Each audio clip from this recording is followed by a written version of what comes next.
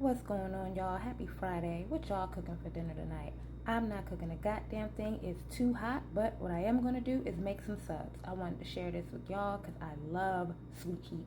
Okay, so they got the bread and butter pickles. I've only had the jalapenos, so I'm going to try these tonight. But if you see these in the jalapenos and you like jalapenos, get them.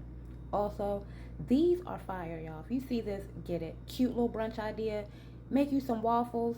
Make some of these. Throw these in the air fryer and drizzle a little syrup on top. I'm trying to tell you. Hitting. Anyway, happy Friday. Y'all stay cool.